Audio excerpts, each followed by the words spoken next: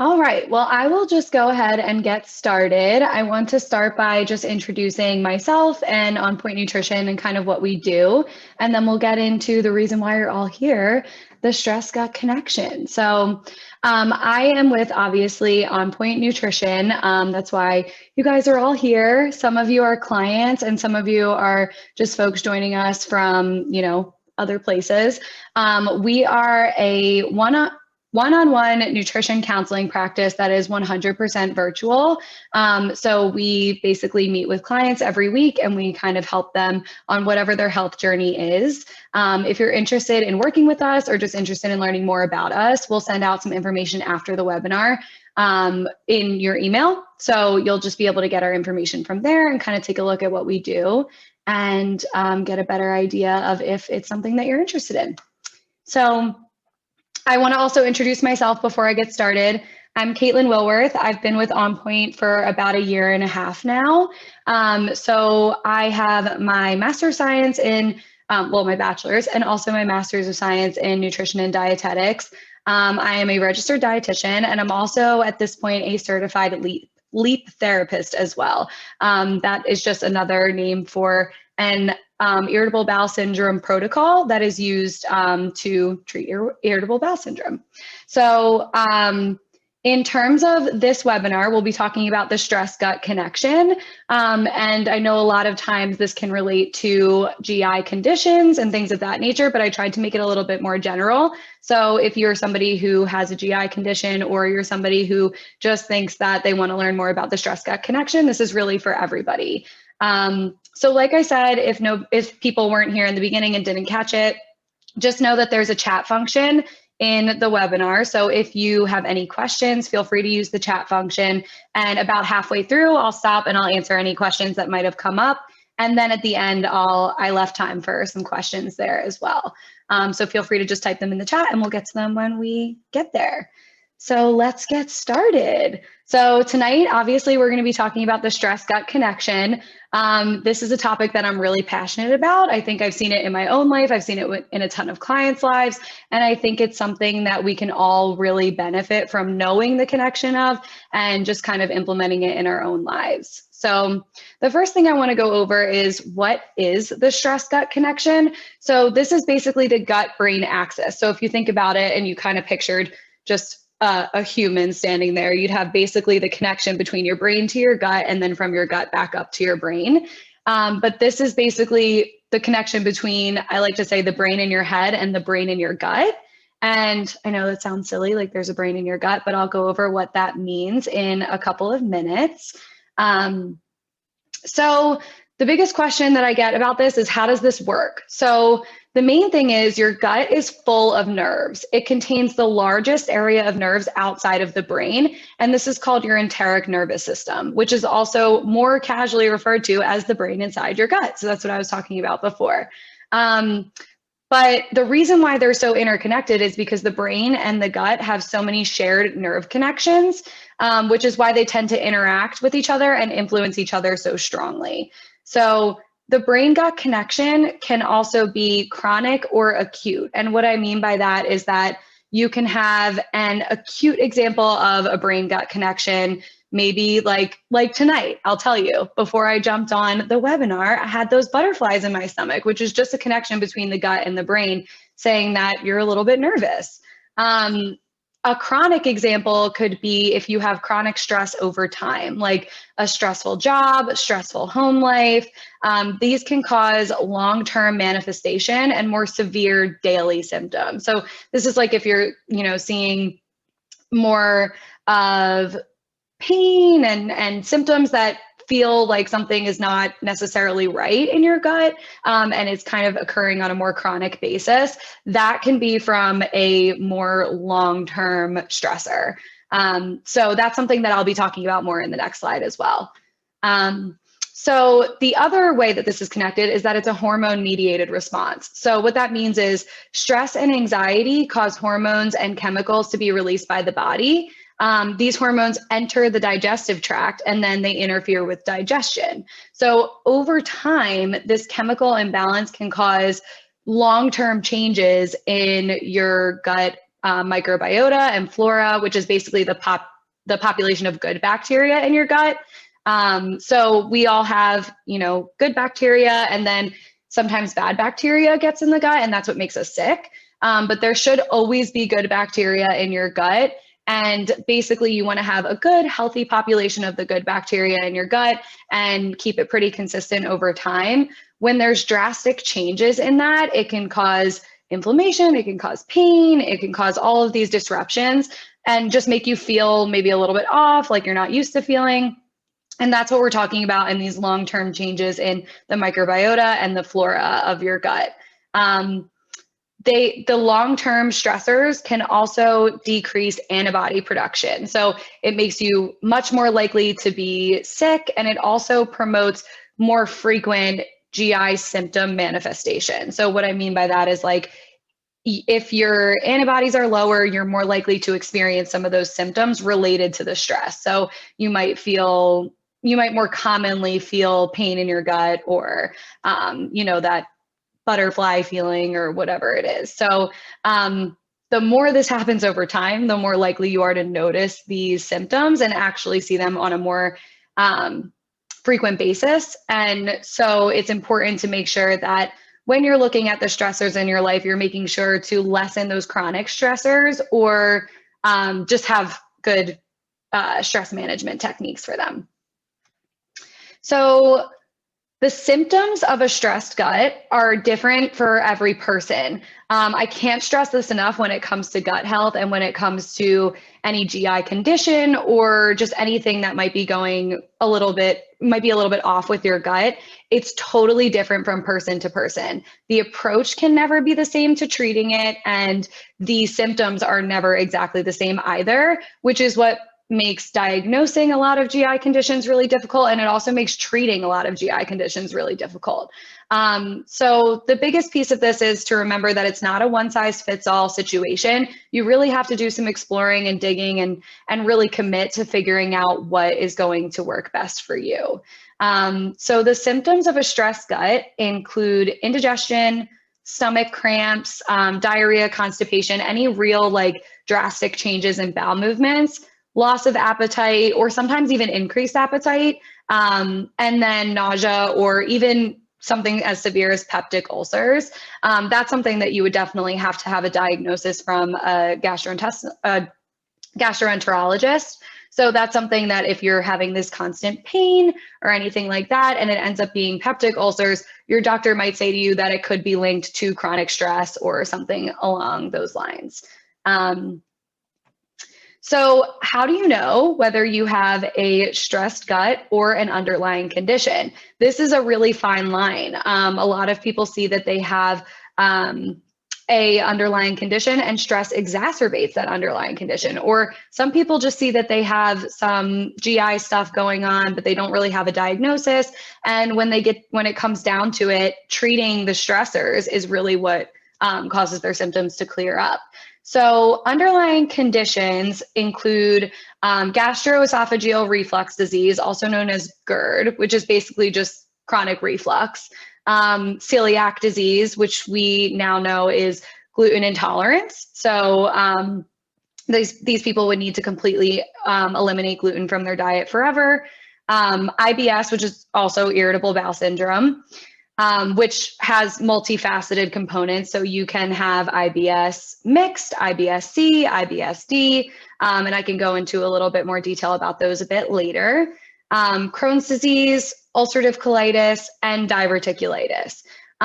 If you're unsure and you're feeling any type of pain, it doesn't hurt to explore it a little bit further. So the main thing is that the symptoms of a stressed gut really do mimic underlying conditions. So if you're feeling daily discomfort, it's time to figure out what's going on.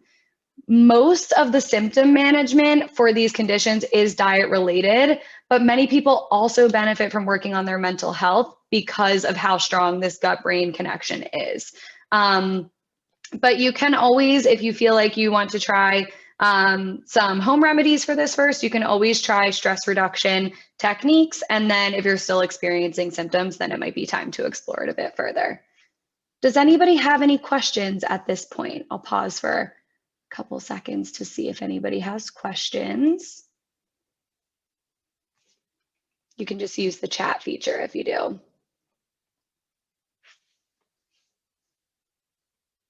Not seeing anything go through. So I will move on, but if anybody has any questions, we can always circle back to that as well.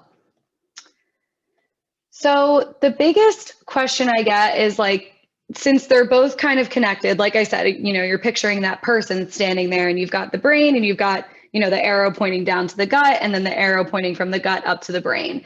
So how do we know if, since the gut and brain are so connected, if it's anxiety, depression, anything like that that might be causing the gut symptoms, or if it's some underlying condition that is then backfiring and causing anxiety, depression, and these sorts of things, or just mental stress in general. But the answer is you really don't. It's kind of hard to figure out the origin, and the answer normally is just to treat both sides of it. So the process is so cyclical, which makes it really hard to differentiate. For example, people with functional bowel disorders such as IBS, they might experience gut-related symptoms that have a negative impact on their brain. So what I mean by this is I've had several clients that have, let's say, IBS-D, and this is basically diarrhea-prone to IBS. So what happens is they'll eat, foods that potentially trigger their symptoms, and they then have to go to the bathroom urgently. So that causes them to then be anxious about possibly having to go to the bathroom urgently in a situation that they don't want to be in. So I know a lot of my clients have said to me in the past, pre-COVID, when we were all going into work and going into the office, that they were nervous to go into the office because they weren't sure if they were going to have access to a bathroom, or they were embarrassed about having to go to the bathroom, or they were worried that they would be in a meeting and they wouldn't have a chance to kind of get out and do what they need to do. So I think that when these things happen from just a GI perspective, from their condition that they're dealing with, then it causes that subsequential worry for the next time. So you're going into a situation where you might not have had symptoms, but it could be that you're worrying so much and thinking about possibly having symptoms that it actually produces those symptoms that you were trying to avoid. So we will talk about how to best manage this in the next few slides. So stress and symptom management, this is what we're all looking to accomplish. So some remedies that I have listed here are stress management techniques. So I always recommend mindfulness activities like yoga or meditation. Some people like to call a friend or a family member just to kind of like chat about something completely different to take their mind off of it. Exercise and movement. And as a reminder, exercise and movement is whatever feels good to you. Anything that gets your body moving and your blood flowing is a really good way to relieve stress. The one thing I do want to note here is to be careful for any of my folks out there who have any sort of functional bowel disorder, that exercise can actually exacerbate further symptoms. So if you're one of those people and you know that exercise bothers your symptoms, this probably isn't the best one to go with, or do a lighter form of movement like walking or yoga, something that's not going to induce the symptoms any more than they already are. Another good one is to get some fresh air. This is my personal favorite. I think nowadays, with us all, working from home and just staying a little bit closer to home and a little bit more isolated, it's really important to get some fresh air and get, out of your own space, get some outside nature in you just to kind of get some stress relief there. It's really good for your mental health, just to get outside and see something different. And then I think the biggest one is just removing yourself from the stressors. And I know that this sounds easier said than done. Sometimes it's a little bit easier in terms of like if there's a certain, person that's stressing you out, or there's a certain situation that's stressing you out, you can sometimes just step away and not engage in that. But if there are chronic stressors, like your work is a chronic stressor and it's causing a lot of problems in your life, or, it's a household situation or something like that, it sounds like a lot to remove yourself from those situations because they are such a big part of your life. But sometimes it's really important to consider your overall health and the longevity of this, and if it's actually sustainable long term. So if that's the case, I would recommend just kind of doing a pros and cons. Like how can you alleviate this without having to completely leave your job, or how can you alleviate this in a way that doesn't completely shake up your life. But sometimes the answer is to just get rid of the stressor. And I think that's something to explore a little bit further if you feel like that's something that you're dealing with. One of the other things is to don't be afraid to ask for help. This goes for family members, friends, doctors, dietitians, anyone that can possibly help you. And as mentioned before, and we'll talk about this a little bit later, a lot of these conditions are managed through like dietary means, but they're also managed through, help with your mental health. So I think it's important to ask for help, but ask for help in all of the places that you need it and not focusing too much on one avenue. So knowing that all of these things have different components to it and making sure that you explore all of those components as well. And then this is one of my favorite ones as well, but make a to-do list. So if you find that you're overwhelmed with all of the tasks in life, because inherently all of us are very busy, it can help to make to-do lists and kind of cross those things off of your list and just make sure that you're, organized and you have a good, clear head about the trajectory of your day or your week or whatever it is, so that you don't have all of these things floating around. You're like, I need to do X, Y, and Z, and when am I actually going to do it? So making a to-do list can really help. And then also GI symptom management. So stress management is more for like the mental health side of things. And then the GI symptom management is more for the, dietary management of some of these GI conditions. So basically what that would mean is dietary changes, long-term behavioral change, and changes in meal patterns. So the reason why I say behavioral change, and I know that most of us would think that dietary management is the number one defense, which it definitely is. And I think that with all of these GI conditions that I mentioned before, if you have them or suspect that you might have them and you end up being diagnosed with one, the management is totally different from condition to condition and then also from person to person. So it's really important to enlist help with this because, as I'm sure everybody knows, the health world is very saturated with a lot of information, and it's really hard to tell what pieces of that information is going to be viable. So I think it's important to always make sure that you're getting valid information from the source of the people who know it best. And in that sense, that would be a registered dietitian, someone who is well-versed in dietetics and things of that nature. So we'll go into that a little bit later, but also behavioral changes are super important. So there could be small things that are not necessarily food that you're eating that can be setting off symptoms as well. And then, connecting to your brain too. So some of those things are as simple as waiting too long in between meals to eat. Some of them are eating too much at one time or drinking through a straw, which can introduce just more gas to your system and give you more GI symptoms from there. So there's a lot of really small details that could be making a huge difference. I just saw a question come through. What about supplements and or effects of cortisol? So I'll go into this a little bit later.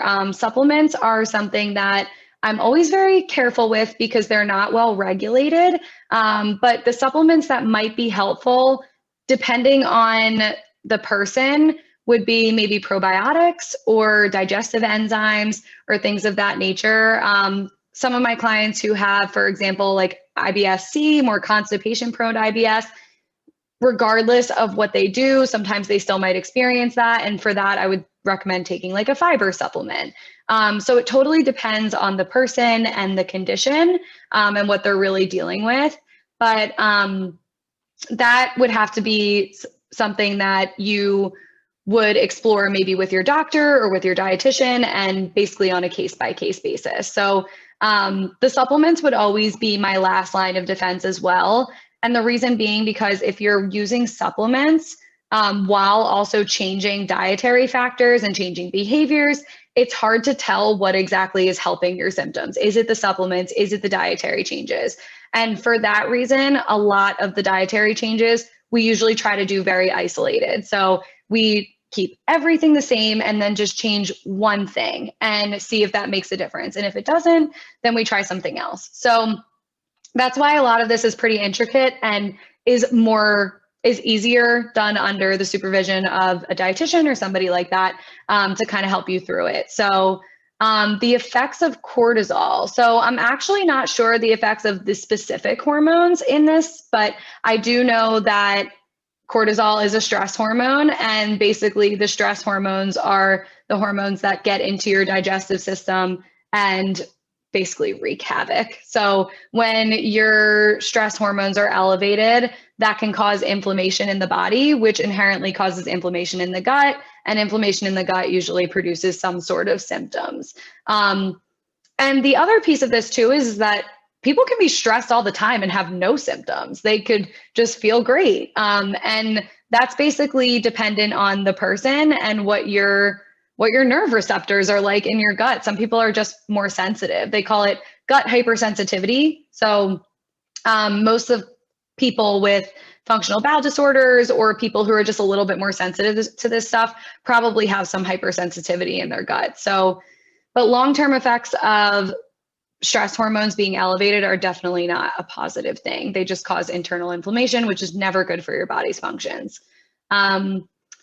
Let me see. I got another question here that says, is drinking through straw always a bad idea or just in the case of stress and its effect on diet? No, not always a bad idea. These are just things that, like, for example, if I was working with a client that was experiencing abdominal pain quite frequently, I would ask them these questions to see if this is something that they're doing, and maybe it's something that might relieve symptoms. So it totally depends on the person. I've had so many clients that drink through straws all the time and they're totally fine.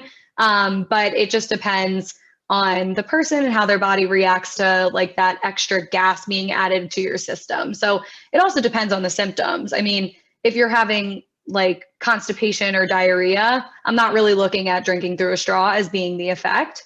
It's pretty much just going to be like that abdominal pain. So, but that was just an example of different behavioral things that might need to be adjusted. But great questions, guys. All right, so the next thing I want to go through is when to ask for help. So everyone will experience the effects of their gut-brain axis from time to time. The butterflies in the stomach, the gut-wrenching feeling when you fail a test or something like that. But how do you know when it's time to seek professional help?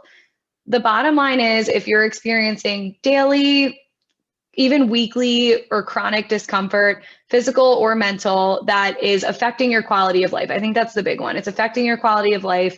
You're in pain, you're not comfortable. You may want to help. You may want to enlist the help of a professional. So the professionals that I would recommend enlisting help from are registered dietitians. So somebody like On Point Nutrition. So we can help with basically figuring out what your food triggers might be, if there's any, stress triggers coming into play, maybe how to deal with some of those stressors, and really what the connection is between your gut-brain axis. Because like I said, everyone's is different, whether you are just somebody who experiences discomfort from time to time, or you're somebody who has a functional bowel disorder. So the next person I would recommend enlisting the help of is definitely a gastroenterologist. So like I said, if this is affecting your quality of life, there could be something else going on, which is definitely something that you're going to want to look into. The reason being because, like I said, long-term inflammation is not great for your body. These things can have long-term complications down the line if they're not taken care of. And also, you just don't want to be uncomfortable forever. It would be great to not feel bad every day. So I think that the gastroenterologist is the best one, especially if you need some sort of diagnosis or you're looking to see what's going on there. And then also a registered dietitian. And then a therapist or a psychiatrist is a great great avenue to explore.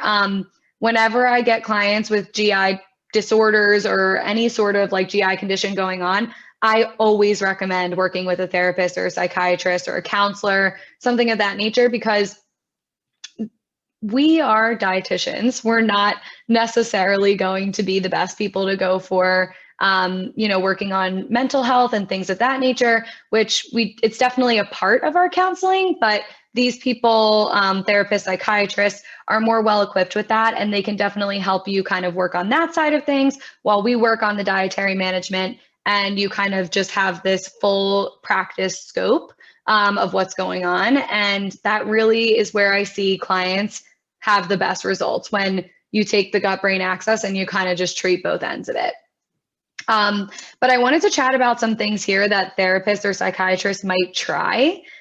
So I actually learned about these not too long ago in a certification I was getting, but gut-directed hypnotherapy was really interesting, where they basically do hypnosis to just get rid of your GI symptoms. So one example that I saw was that they will, you'll be in a hypnotic state and they'll explain to you that you're swallowing a pill that has gut healing benefits. And that's really how they kind of explain the gut-directed hypnotherapy. So I thought that was a really interesting avenue, and definitely a valid avenue if you feel like you're kind of out of options and you want to explore something different. And then they also use the tried and true cognitive behavioral therapy, which is, I think, just really working on your behaviors and what's driving those behaviors, and kind of looking at things from just the ground up. So that's a really good avenue to explore. But like I said, I mean, this is all super connected. That's what we're here to learn about, is the stress-gut connection. So really, when it comes down to it, treating one avenue is never going to give you the results that you're looking for. It's really about treating all of the possible causes, effects, and everything in between. So asking for help in the right areas is definitely important. So that's pretty much all I've got. I would love to get some questions from you guys. If you have anything that you had questions about throughout the presentation, or anything in general related to gut health or stress or anything like that, I'd love to answer them here. So I'll just wait a couple minutes for everyone to send through some questions.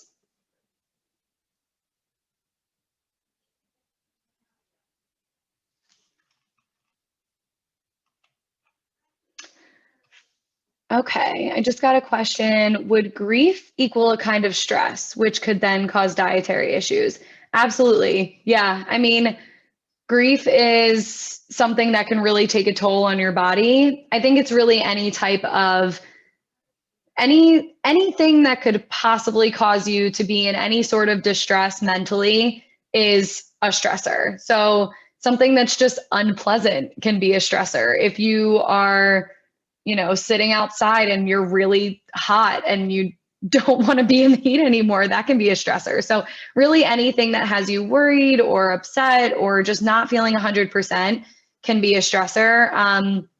And I think it's important to absolutely see the correct people to help with that. So when it comes to grief, I absolutely would recommend seeing, again, a therapist, a counselor, somebody along those lines that can help you work through the grief, because a lot of grief too is under the surface. So until you kind of dig that up and really deal with what's going on, it could be causing extra stress on your gut as well, and dietary issues. So for sure. I had another one come in. Do you recommend any particular diet or food to manage the stress-gut connection? In terms of food, like I said, it is so individualized. I think really the food and dietary management would come in if you have some sort of functional bowel disorder or things of that nature. I mean, the main thing is too, though, if you're stressed and you start to feel it and you've got like some symptoms going on, you're not feeling 100%, and it's just really an acute problem, then I would just say just eat things that make you feel comfortable for then, and try not to aggravate things anymore. And by aggravate, I mean probably avoid like really high fat foods, really spicy foods, foods with a ton of fiber, so like, a bunch of raw vegetables at once, all of those things could really aggravate your gut, along with alcohol or caffeine, things like that. So I think those would all be really good things to avoid in like an acute stress condition. If you have a dietary condition, or I'm sorry, a gastrointestinal condition, then you would definitely want to see a registered dietitian to figure out the correct dietary management. Because like I said, it's super individualized. You really have to do some digging to figure out what your triggers are. Any other questions? You guys have great questions.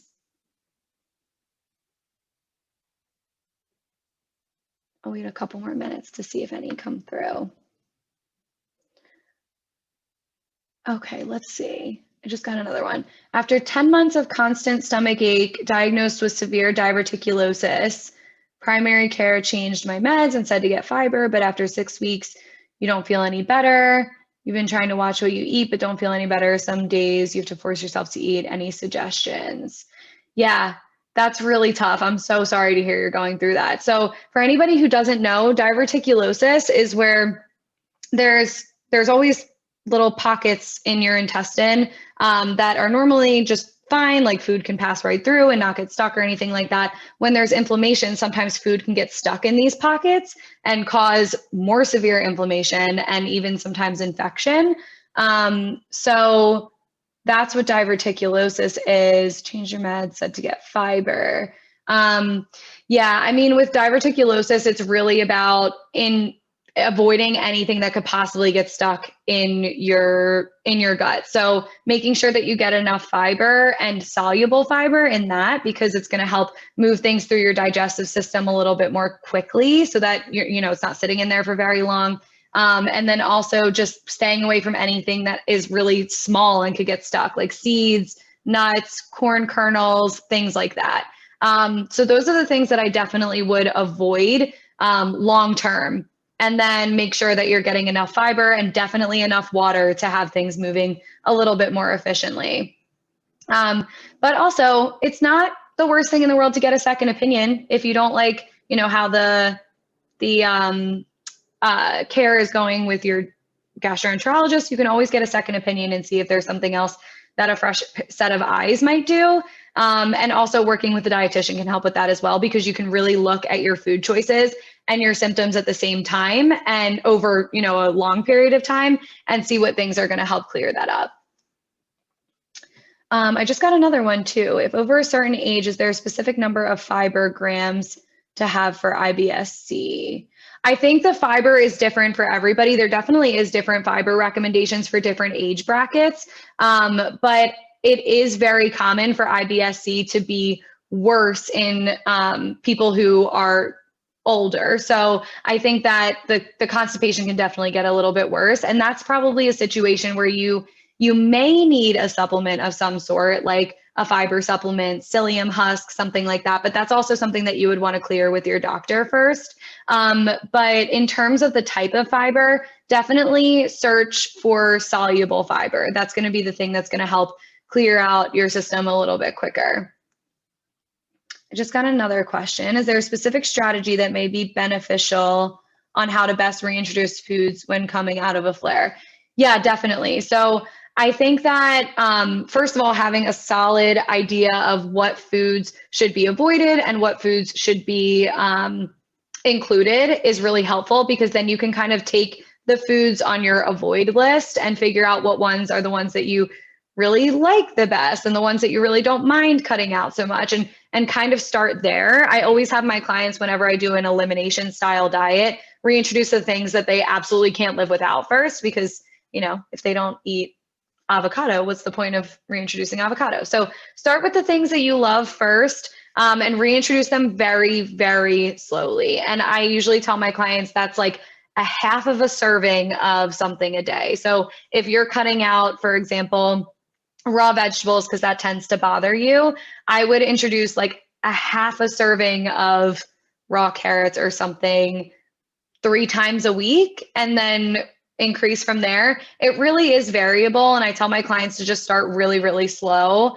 and see how they feel. If you feel symptoms right after or the day after, then definitely stay away from it. And certain foods might trigger you more than others. So I would make sure to give them, all just a little bit of a reintroduction and see how it goes. But overall, my recommendation for avoiding how to go back into a flare is to make sure that you are including a balance of the typical like foods to avoid in a flare and foods to eat. Because if you go, from like, you're out of your flare, you're feeling good, and then you reintroduce all of these foods on the avoid list and you're eating them all the time, all that's going to do is send you right back into a flare. So you really do need to continue with that balance and just make sure that you've got the right amount for you. So yeah, that's probably the best way to go about that. Any other questions? I'll wait a couple more minutes to see if anything comes through.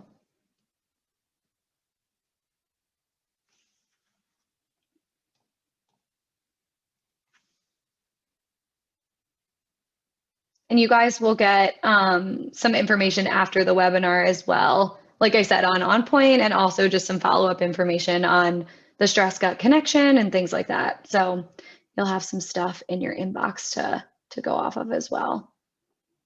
And I also do moderate an IBS Q&A group on Facebook too. I'll throw that in here as well. So if you guys are interested and have questions, you can always join the IBS Q&A through the On Point Nutrition Facebook group and ask me questions there too. You can always send me a direct message or you can post in the group. And it's a really nice place to kind of get some information on gut health.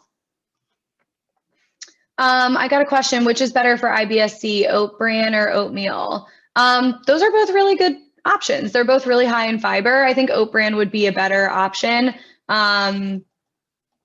They're pretty similar. I think oat bran might be a little bit of a better option, but I think you'd be safe going with either.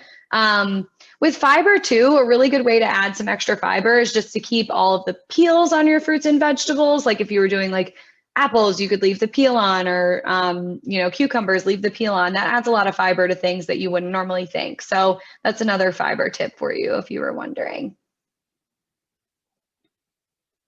Any other questions?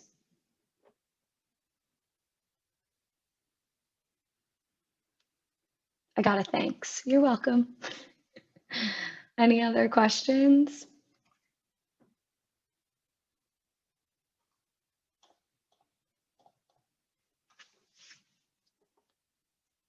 I got another thank you. You're welcome. I'm so glad everybody made it. This has been fun. I'll hang around for a little bit just if there's any more questions. If anyone has any questions about On Point or anything like that, feel free to ask away, but happy to answer the stress gut connection questions as well.